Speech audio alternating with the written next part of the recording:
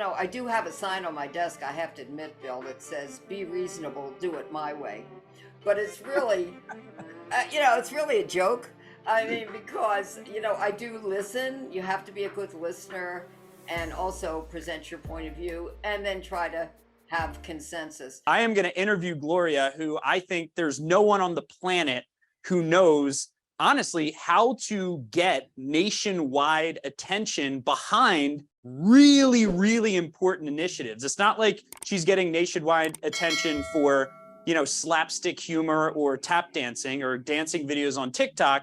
She's getting it for like the biggest movements in society, like human rights and areas that a lot of people really respect her for standing up for. So Gloria, thank you so much for taking a couple of minutes here.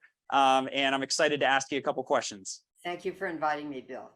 I want to talk about building a team because a lot of people, they see you as the face behind these movements that you lead, but they don't see all the work that the team around you does as much as they see you in the public eye. So what has been your kind of tips around building a powerhouse team? I mean, you work with some of the most successful people in the nation. How did you build such a tight-knit team? First and foremost, choose carefully who your partners are and your associates and others. They've got to have secure egos.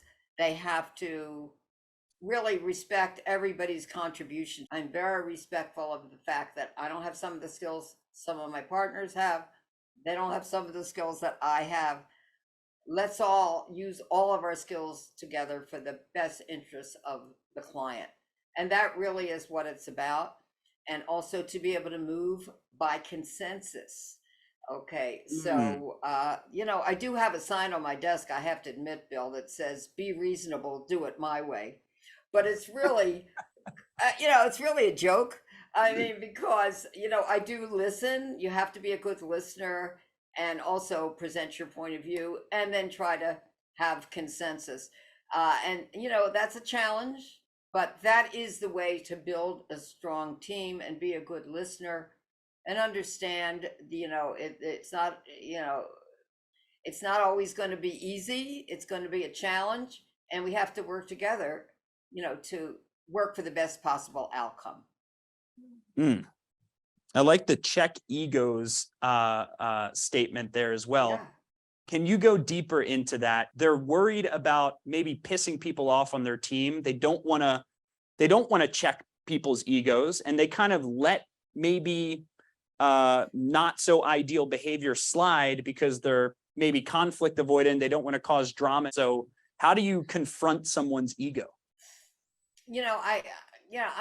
I'm not into confronting people that I work with. I'm into listening to them and sharing my point of view and letting them share their point of view. And I think that's the way to do it. And recognize, that people can make mistakes. It's not the end of the world if they do, or if I do. Let's focus on the positive, not on the negative. And watch out for Mr. In Between, as they say. That's what we need to do. Have a really good sense of humor that you bring to the table. When you laugh together, you're able to fight together. So that's the way to do it. And I'm just fortunate, that I have a wonderful team, that I have attorneys all over the country also that I work with, and I have a list, a case in some other state. That they have to be good, strong people. And that's what's important. And always only operate within your own area of expertise. People generally get in trouble when they go out of their area of expertise because they think, hey, this is a really interesting case. I could do this. Okay. And that's generally dangerous unless you're working with someone who is in that area of expertise who can help to guide you through it.